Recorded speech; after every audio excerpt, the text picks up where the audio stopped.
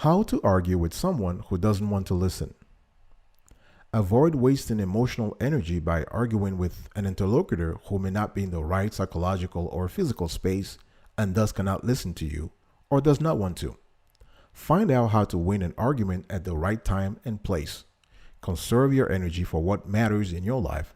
Inform where you can be heard and ignore those that pull from you.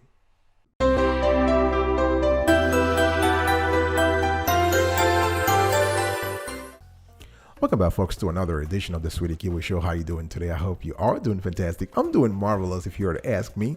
And if you are doing as great as I am, go grab a cup of coffee or tea or vodka and let's roll. Today, I want to talk to you about how to argue with someone who does not want to listen.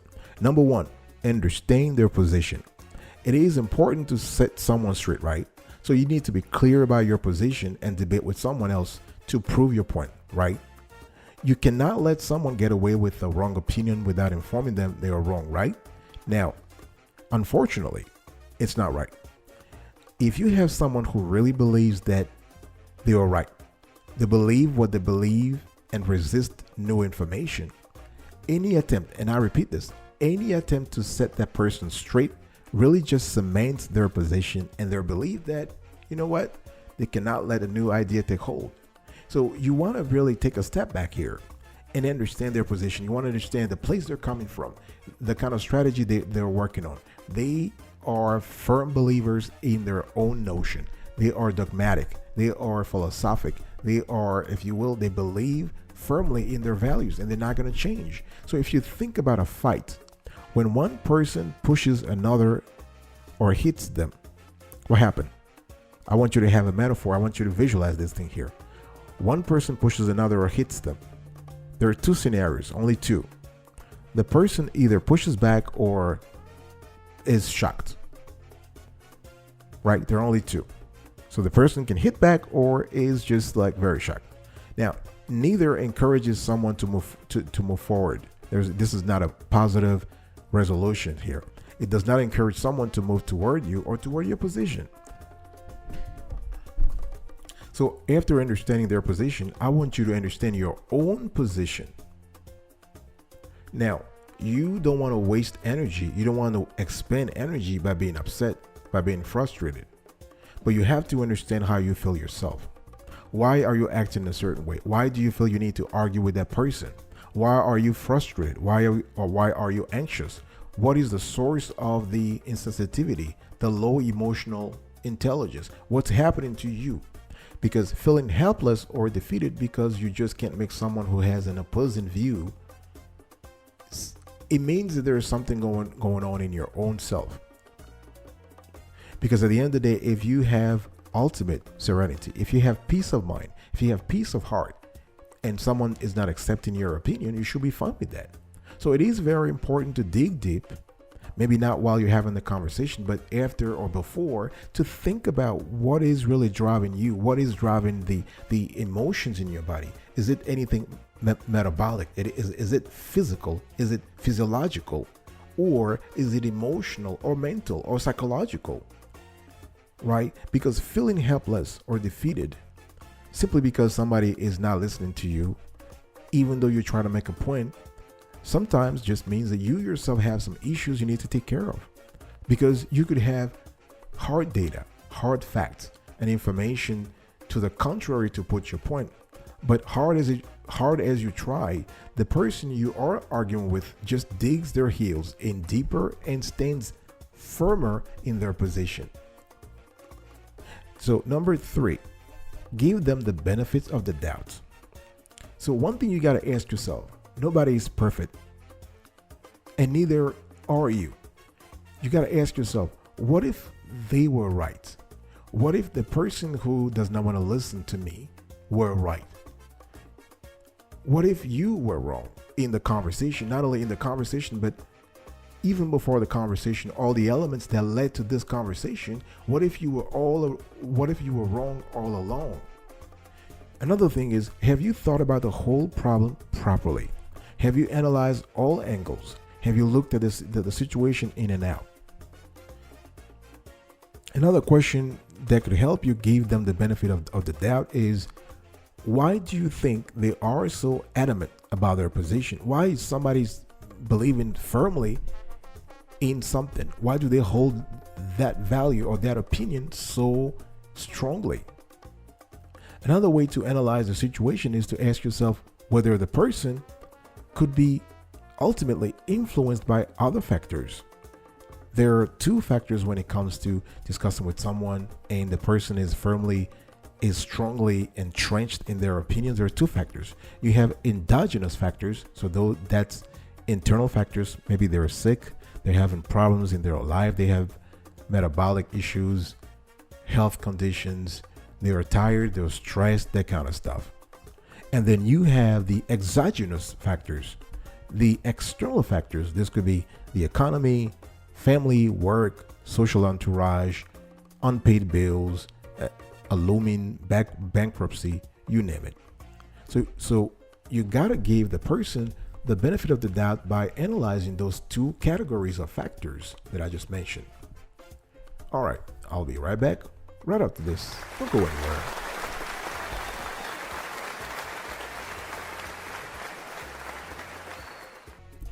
Welcome back, folks, to another edition of Sweetie Kiwi. I'm still very happy to have the conversation with you today. We are talking about what? We are talking about how to argue with someone who does not want to listen. Before I go on and talk about number 4, please subscribe to our channel and turn on the notification bell if you haven't already done so. We provide every single day, rain or shine, shows like this with a high level of clarity and quality. Also, please consider liking this content. Just like it, just tickle the like button on this show. Share the content and leave us a comment. Tell us what you have, what your experience is when it comes to argument and how you have handled the arguing process with someone who does not want to listen. Number 4, contextualize. Now you have to ask yourself, and this is and I've used this myself. The whole team of the Sweetie Kiwi Show has used this, and we use it all the time. It's just fantastic. It works like magic. Contextualizing means what? It means that you got to ask yourself, will this topic that you're talking about right now, it is in the heat of the moment, matter? Would this topic still matter 3, 6, 12 months from now? In other words, is this topic worth fighting for at this moment? In other words, another way to contextualize is to ask yourself if the person has argued similarly in the past at the same time. In other words, do we have what psychologists call a cyclical argument?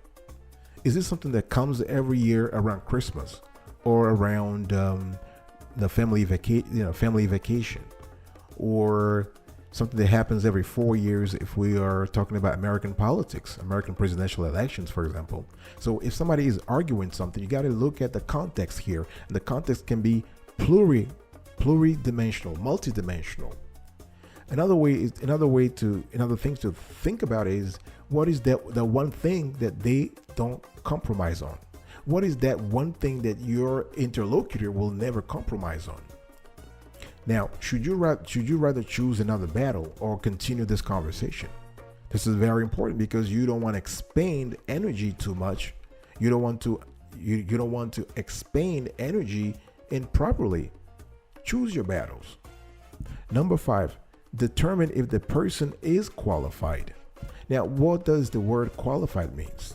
Now, in sales, when people talk about qualifying, it means that you don't waste your time on someone who is likely never to buy from you. In other words, you are qualifying the person to figure out where someone is in the process and whether they will ever be open to listen to your offering or to even consider making a purchase. In other words, you're looking for quality converts, quality customers, or future or would-be customers. So when determining if someone is worth your time, energy, and resources to disagree with, or share an opinion, or provide a different point of view, be sure to qualify. What I'm trying to say here is very simple. Please be careful about where you share your insights. Whatever you want to share, your pearls of wisdom, make sure that you are in the right place under the right circumstances. This means you're taking care of yourself It means that you're not finding yourself in constant conflict with those around you who just don't want to listen to reason. In other words, they're not qualified. Because at the end of the day, arguing with someone who doesn't want to listen and is not qualified to the point where they can be open or curious about a new viewpoint only puts you and that person further at odds. And you don't want that, and they don't want that either. The next thing you want to do when arguing with someone who doesn't want to listen, you want to decide whether you should back off. Right? Because at the end of the day, again, if you want to give your energy to someone who is locked down in their thinking, and worse, hasn't shown you that they might be open, you're sending energy out without receiving anything in return. Right? So if I go back to the fight analogy that I gave earlier, you're sending energy that is either hitting a brick wall or being utilized by someone else to be used back against you. So either way, this doesn't help you. Even worse, it depletes you. So it's truly a waste of time and focus. So the point of qualifying, I was talking earlier about qualifying someone. You need to qualify your listener. So you want to make sure that you're sending energy where it will multiply and be more positive. So if you take this approach and you do this systematically, you will realize that you're getting more energy back into your life. Now, taking this approach does not mean you never have a point of view. It does not mean you don't promote information or provide data to someone who is willing to listen. It simply means that you are very strategic, you are thoughtful, you are methodical, you are careful about the energy you spend and how you spend it. So if you're passionate about something, you want to share information and explain why it matters to you so much, just be selective about where and when you do it. I'll be right back. Don't go anywhere.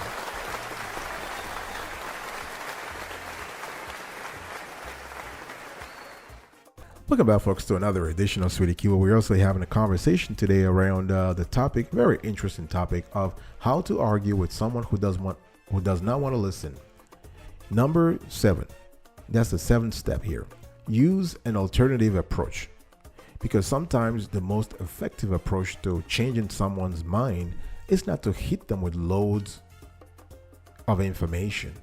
You don't want to hit them with immediate information. You want to drip on them with something to consider, to read, to ponder in their free time. In other words, you want to go slow. You want to go gradually. Sometimes it's best to send them something like, I was thinking of you when I read this. And you want to provide an insight or a link to an article or a video or a tutorial that could provide them information. Now, being careful and thoughtful about who receives what you have to offer is a way of taking care of yourself. Actually, it's the best way of caring for yourself. It actually boosts your energy. It gives you extra endurance when it comes to sharing your insight with someone. It also provides you the encouragement to find those that do care and want to listen and learn.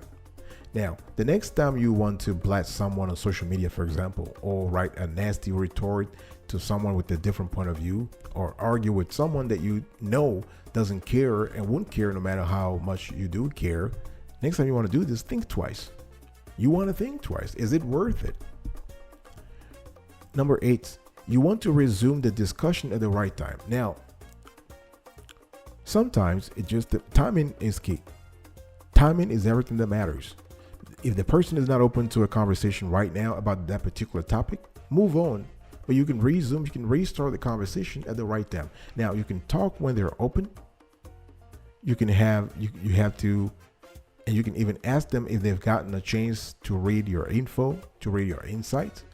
And you want to ask yourself, based on the conversation you had with yourself at the beginning, when I said, understand their position and understand your own position, you want to ask yourself whether your interlocutor is in a different space, mentally, physiologically, physically, and geographically speaking. In other words, and very simply, has anything changed since your last discussion? And the last step when it comes to arguing strategically and effectively with someone who doesn't want to listen is to acknowledge their position when resuming the discussion. So, and again, the timing here can be any time during the day, week, month, or later. So you can say something like, you know what? I know you care about this, and that. And I understand that. But I'd like you to see things from my perspective. Let me repeat that.